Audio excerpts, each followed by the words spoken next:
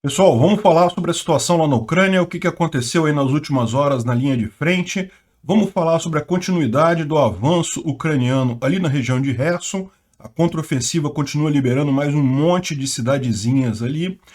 Esse é o vídeo do dia 5 de setembro de 2022. A gente faz vídeos aqui todos os dias. Não deixe de se inscrever no canal e acionar o sininho para ouvir as notificações dos nossos vídeos por aqui, né? Essas notícias foram sugeridas por Paulão Guedes, Sagat Bordiev e várias outras pessoas. Obrigado aí ao pessoal que sugeriu as notícias. Obrigado a você que está assistindo o nosso vídeo. Se você gosta do nosso conteúdo, por favor, deixe o seu like e se inscreva aqui no canal, né? Pois bem, então, antes da gente entrar aqui de novo na parte sul, que é a parte que interessa mais, vamos dar uma recapitulada aqui como é que está a linha de frente. Novamente tivemos uma série de bombardeios aqui na região norte aqui da Ucrânia. A gente já explicou isso em outros vídeos. Esses bombardeios, embora causem danos, embora sejam problemáticos, eles não indicam uma eventual invasão russa nessa região. Os russos não têm condições de fazer isso. Na verdade, a ideia deles com esses pequenos bombardeios aqui é manter o exército ucraniano preso aqui, né? Eles não podem, a Ucrânia não pode tirar as forças que estão nessa região, porque aí sim eles invadiriam. Então, fazem esses bombardeios, causam danos, mas não é nada que a gente deva se preocupar em termos de piora para o futuro. Hoje, novamente, houve uma série de bombardeios aqui em Kharkiv. A imensa maioria, a quase totalidade, são alvos civis, que, né, realmente é maldade dos russos, pura e simples. Enfim, a boa notícia é que alguns foram interceptados, como, por exemplo, a gente viu aqui alguns sendo lançados de Belgorod e alguns foram interceptados pelas defesas antiaéreas ucranianas, né? Em termos de mudança aqui na linha de frente, não houve nada significativo aqui em Kharkiv. Também no resto dessa linha não houve nada de mudança. Os russos tentaram avançar aqui em Bakhmut, próximo a Bakhmut, mais ao sul, e tentaram também avançar aqui em Soledar. Lembrando que esse mapa aqui já está desatualizado. Ontem a gente avisou que os ucranianos conseguiram avançar aqui, retirar totalmente os russos de Soledar, mas eles tentaram recapturar a cidade novamente hoje, mas não tiveram sucesso também. Foi contida esse avanço deles, né? A gente não teve nenhum avanço também aqui na região de Pisk. De novo, Pisk continua sendo contestada aqui. Essa frente aqui, cujo objetivo é tomar Avdiivka, não caminhou de ontem para hoje. O que a gente teve foi uma explosão muito forte aqui em Orlivka. Essa explosão aqui, um grande depósito de munição lá em Orlivka, né? E aí chegamos aqui na região de Kherson, onde efetivamente a gente tem um monte de novidade interessante. A começar pelo ato simbólico, que essa foto ficou muito marcada, né? Dos ucranianos retomando a cidade de Visokopilya. Visokopilya era numa área que já tinha sido retirada, estava indo e voltando entre russos e ucranianos há algum tempo. Vocês lembram, em determinado momento, os ucranianos conseguiram render uma grande guarnição de cerca de 1000 russos nessa cidade. Ela estava totalmente tomada, porque os ucranianos já tinham tomado essa região aqui. Aparentemente, esses russos, a gente ficou sabendo agora, eles conseguiram fugir depois para recuar para a parte ocupada pelos russos. De qualquer forma, a notícia é positiva, os ucranianos retomaram de vez Visokopilya. E não foi só Visokopilya não, tá? Tem um monte de outras cidades aqui nessa região aqui. Então aqui, ó, você, nesse outro mapa aqui, ele mostra as áreas tomadas pelos ucranianos, as áreas que estão em poder dos russos, que é o vermelho, e o amarelo, que seria, digamos, a área que está em disputa, né? E, segundo o comunicado das forças ucranianas, a cidade de Novokresensk, ela teria sido bombardeada pelos russos, o que indicaria que ela deve estar na mão dos ucranianos, né? Só que Novokresensk é essa cidade aqui. Pode ser que os ucranianos já tenham avançado bastante aqui na linha de frente, né? Tem gente dizendo que talvez eles tenham digitado errado o nome, que seja essa outra cidade aqui, Novozekensk, que não é exatamente a mesma coisa, talvez eles só tenham digitado o nome errado, pode ser, né? Mas vamos ficar de olho nisso daqui. De qualquer forma, várias outras cidades aqui já estão em poder dos ucranianos nessa região, né? E um ponto importante é aqui a Shelsk. E outro ponto importante, a gente já falou isso no vídeo de ontem, Arkhangelsk, que é essa cidadezinha aqui, que nesse mapa ela ainda aparece como sendo dos russos, mas que na verdade os ucranianos já tomaram a cidade também, né? Dá para ver que tem várias cidades aqui, ó, que nesse mapa ainda aparecem como nas mãos dos russos, mas que já foram liberadas pelos ucranianos. Então a contraofensiva está avançando bastante rápido aqui na região de Kherson. A estimativa que alguns analistas estão fazendo é de 2 meses para os ucranianos conseguirem limpar toda essa margem direita aqui do Dnipro, né, do rio de Dnipro. É lógico, os ucranianos continuaram com a estratégia de atingir depósitos de munição e agrupamentos de soldados na retaguarda russa, né? Então aqui foi um depósito de munição em Tomina Balka, que foi atingido, um grande depósito de munição, dá para ouvir os sons ali da munição explodindo. Tomina Balka fica nessa região aqui, ó. Mas não só isso, também houve uma explosão grande em Olensk, mais uma explosão em Olensk. Olensk lembra essa cidadezinha do lado de cá, né, do rio de Dnipro. O que está acontecendo, a gente já explicou ontem, os russos não conseguem atravessar com velocidade a ponte, então eles estão chegando com a munição aqui e vão atravessando a munição através de balsas. E foi atingido ontem esse grande depósito de munição naquela região, né? Mas não foi só isso. Também Balakliva, outro depósito, foi atingido ali na região de Kharkiv. As pontes da região sofreram mais uma rodada de destruição. Então essa aqui foi a explosão na ponte de Darivsk, que é essa ponte aqui, ó, no rio Ingulets. A ponte já estava destruída, mas parece que essa explosão aqui foi numa acumulação de equipamentos e munição russa que estava próximo ali. Mais uma vez, os russos tentando atravessar equipamento através do rio, numa balsa, alguma coisa assim. Os ucranianos foram lá e atingiram esse acúmulo de material russo nessa região, né? Aqui foi a ponte de Antonivka, foi novamente atingida, mas repara que, mais uma vez, não é exatamente na ponte, é na região ali, ou seja, visando principalmente acho que foi na ponte também, né? Mas visando também as barcaças que estão ali na região. Isso aqui foi filmado numa barcaça por um carro civil, tá vendo? Evidentemente os ucranianos não vão atingir as barcaças com carros civis, mas certamente as que estão sendo usadas pelos militares ali estão fazendo a festa com isso, né? E a ponte está realmente num estado deplorável neste momento. Dá para ver que sobrou muito pouca coisa aqui depois dos últimos golpes, né? Aqui mais uma vez a imagem da ponte. E também teve novamente ataque hoje. Não estou repetindo a notícia, tá, gente? Isso aqui é porque teve ontem, mas teve hoje também.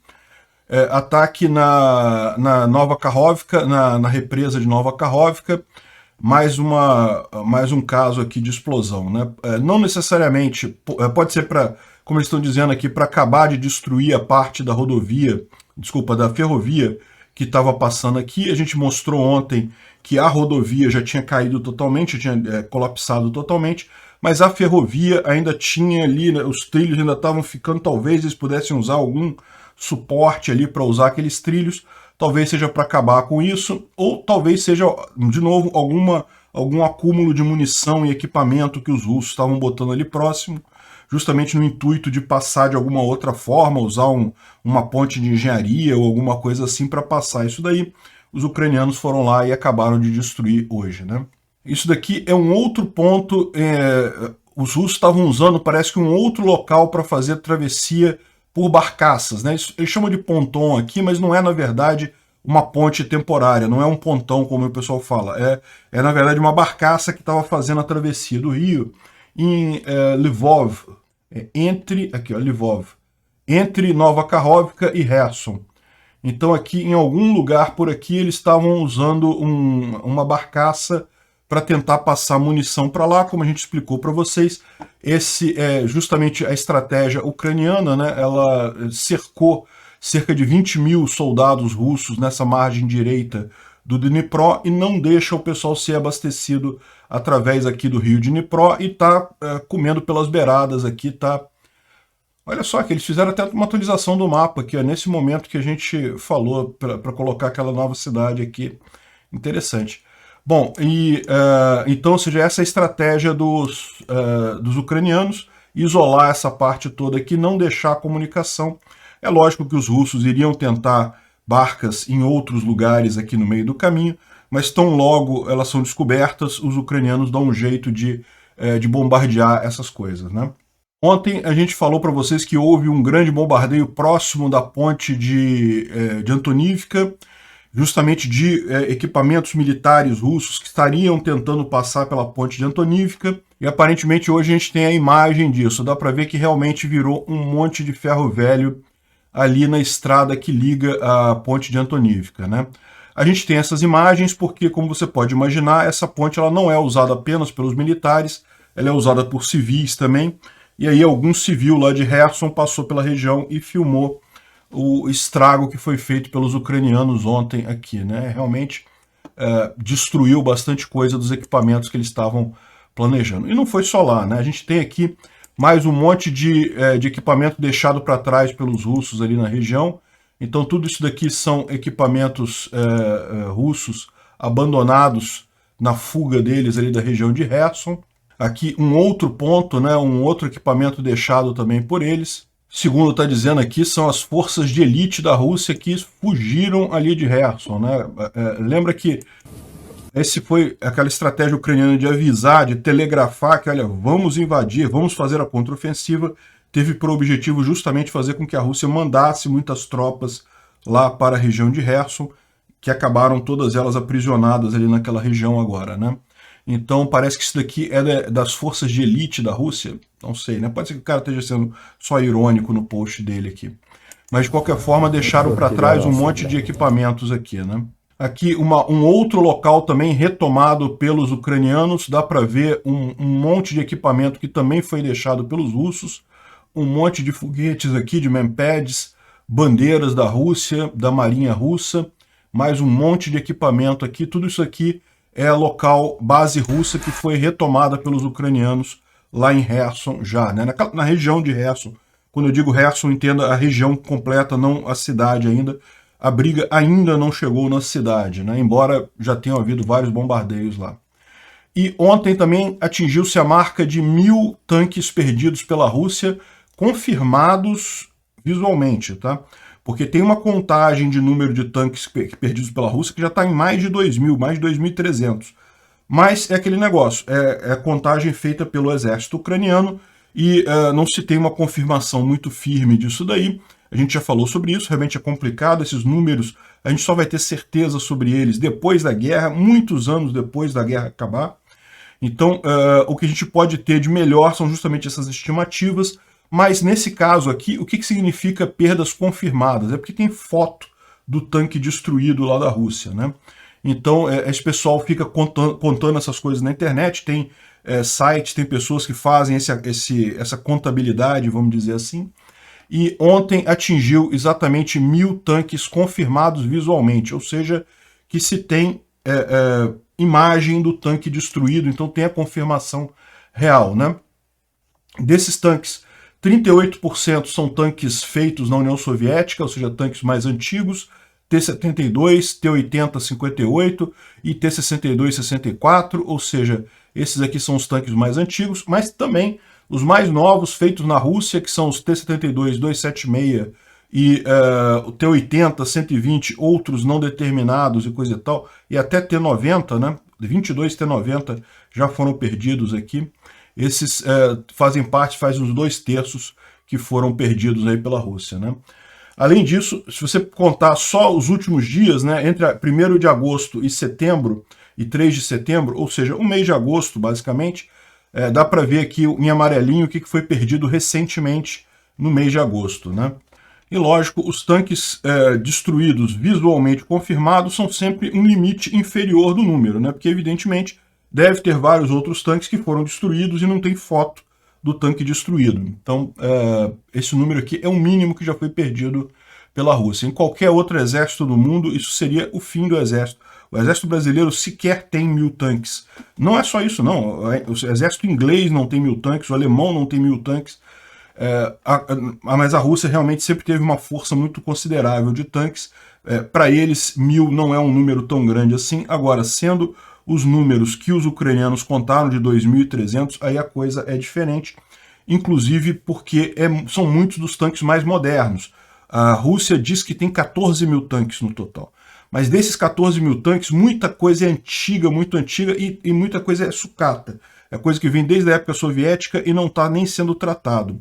Então, as perdas russas em termos de tanque nessa guerra realmente são muito grandes. Lógico, a Ucrânia também perdeu uma quantidade considerável de tanques, mas ela tem a vantagem de poder ser suprida por forças ocidentais. Então aqui você vê, por exemplo, um comboio de mais de 20 AFVs, né, que são veículos de transporte de tropas, né, mas veículos com resistência à mina e protegidos contra emboscada, enfim. São veículos bastante modernos, doados pelo Ocidente, que estão sendo usados pela Ucrânia. Isso aqui também é lá em Kherson. Evidentemente, essa foto, esse filme aqui deve ser de alguns dias atrás. Eles não deixariam vazar uma imagem dessa recente, né? Outra informação interessante é esse aviso aqui das forças aéreas ucranianas, avisando que eles fizeram mais de 30 ações lá na região de Kherson e em outras regiões do fronte de batalha também ontem. Então ela está muito ativa na região, está dando apoio à equipe, aos ucranianos lá em terra, em Kherson, né? Inclusive, lembra, os russos avisaram alguns dias atrás que tinham destruído totalmente a força ucraniana, a força aérea ucraniana. Pela quarta vez eles falaram que tinham destruído totalmente a força aérea ucraniana. E daí soltaram alguns videozinhos aqui dos helicópteros ucranianos andando em cima de rodovias. É lógico, eles estão fazendo isso para evitar o radar, né? Mas tem vários videozinhos do pessoal fazendo ataques na região de Kherson, né? Muita coisa mesmo. E o mais interessante disso daqui não é nem você ver contradizer os russos, porque que os russos estão mentindo, todo mundo sabe. O interessante disso daqui é você ver como é que a dita superioridade aérea russa não se confirmou. Ao contrário, os ucranianos continuam nos céus lá, continuam realizando operações e cada vez mais fortes. Ao contrário, na região de Kherson, a informação que se tem é que é a força aérea russa que não consegue agir. A gente viu ontem os soldados russos lá discutindo nos blogs, reclamando que não tinham apoio aéreo, que não conseguiam apoio de avião, porque, ao contrário, quem está dominando os céus ali na região de Kherson é a Ucrânia. E outra coisa curiosa, né? No início dessa guerra a gente tinha muitos vídeos desse tipo, do Bayraktar, né? Aquele drone turco e coisa e tal, que destruía tanques e coisa e tal, foi muito usado no início da guerra. Só que, à medida que foi passando o tempo, os russos começaram a ajustar os sistemas antiaéreos deles para os Bayraktar, né? Então começou a ficar mais raro ter esse tipo de coisa, porque as defesas antiaéreas russas estavam destruindo os drones da Bayraktar, né? O fato da gente voltar a ver esse tipo de coisa, que são vídeos, né, do pessoal destruindo tanques ali na região de Kherson também, vídeos todos da região de Kherson. Tem mais esse daqui, ó. Tem mais esse daqui, que novamente, ou seja, todos ali na região de Kherson. O fato de a gente estar vendo esses vídeos significa que a defesa antiaérea russa na região não está funcionando. Eles não estão conseguindo, de fato, manter a proteção dos céus ali naquela região.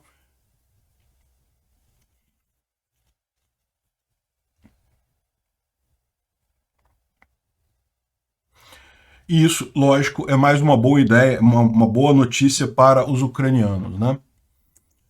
Bom, o Instituto para Estudo da Guerra, ele fala sobre a contraofensiva que está fazendo progresso verificável no sul e no leste. E aqui ele lembra daquela cidade que a gente falou de ontem, né, que os ucranianos de fato avançaram aqui na região de Ozirne, atravessaram o rio e tomaram a cidade aqui. Então, ou seja, estão lembrando que há progresso verificável, o pessoal consegue verificar que houve esse avanço.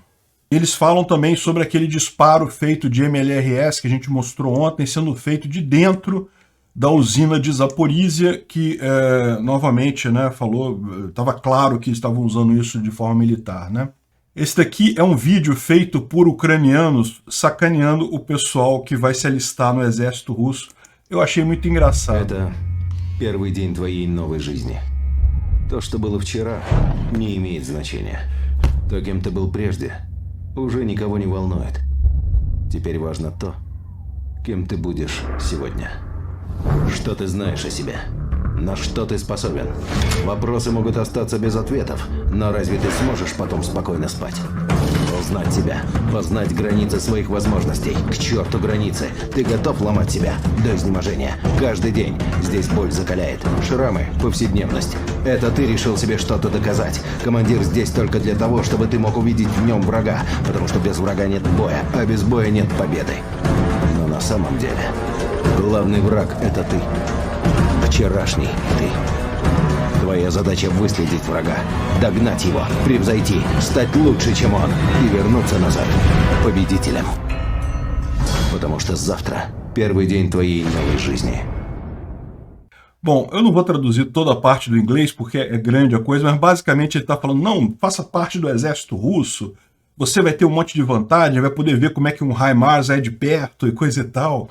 E no final das contas, só besteira, né? Você vai ter 2 semanas de treinamento básico e vai ser colocado como bucha de canhão na frente de batalha e coisa e tal. Enfim, só sacaneando o cara. Aí no final fala que o pagamento é não sei quantos trilhões de rublos, né? Ou seja, vai ganhar dinheiro pra quê, né? Você vai morrer no final das contas. Mas enfim, bem interessante esse videozinho aqui. Bom, essa outra história aqui é uma história engraçada, né? Um grupo de hackers ucranianos usaram perfis de mulheres atrativas em redes sociais para enganar os russos e pediam fotos deles, né, para provar onde é que eles estavam, quem eles eram, coisa e tal. E os idiotas russos mandaram fotos com geolocalização, né, com a informação na própria imagem do local onde eles estavam, e daí isso permitiu algumas bases destruídas pela artilharia ucraniana dessa forma, né? Realmente, esse meme aqui, ó, nós temos sorte que eles são tão estúpidos, está ganhando muita força por lá. Bom, e o grupo de investigação ucraniano de crimes de guerra já apontou esses mais 2 generais russos que existem provas de que eles cometeram crimes de guerra durante a guerra, né? Então é o general Yesudula Abshev e o outro é o Alexander Shaiko. Então são esses 2 caras aqui que são já procurados por crimes de guerra na Ucrânia, né? É lógico, a gente sabe, enquanto estiver rolando a guerra, enquanto eles não forem capturados, enquanto a Rússia não tiver aceito um acordo de paz que envolva devolver todos os prisioneiros, todos os acusados de crime de guerra para sofrerem processo no Ocidente, isso não vai fazer nenhum efeito. Mas a verdade é, esses 2, por exemplo, nunca mais vão poder sair da Rússia, mesmo que a Rússia ganhe essa guerra, né? Outro exemplo de arma que deve fazer uma diferença enorme são os NASAMS, né? Que são as defesas antiaéreas americanas que estão sendo instaladas na Ucrânia. Ninguém sabe quanto tempo vai levar para instalar isso. Isso não é uma coisa rápida. Tem gente falando que vai levar alguns anos até isso estar operacional. Mas, segundo diz o pessoal aqui, não, nem tanto. Talvez algumas semanas, porque é bem mais rápido de montar do que parece. De qualquer forma, é um sistema de antiaéreo muito mais avançado que os que a Ucrânia tem hoje, muito mais avançado até do que os que a Rússia tem hoje, né?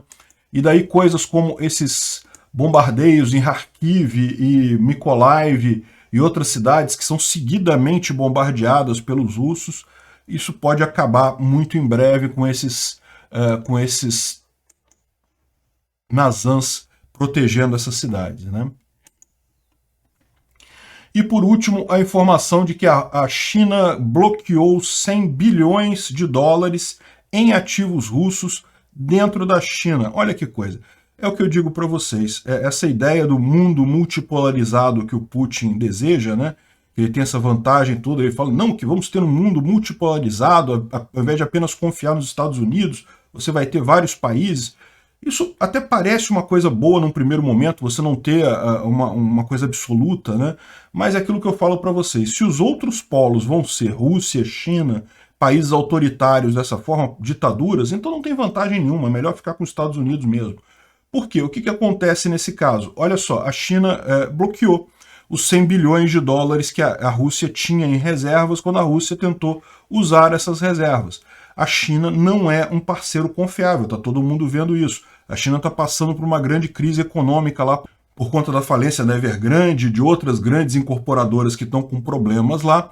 E muitos ocidentais também estão com problema para tirar dinheiro da China. Não é fácil tirar dinheiro de lá. E agora a própria Rússia descobriu isso. E a Rússia não seria diferente. Quem botou dinheiro na Rússia, por exemplo, neste momento, não consegue tirar o dinheiro de lá. Então, veja, ter múltiplos polos que você não pode confiar, para quê?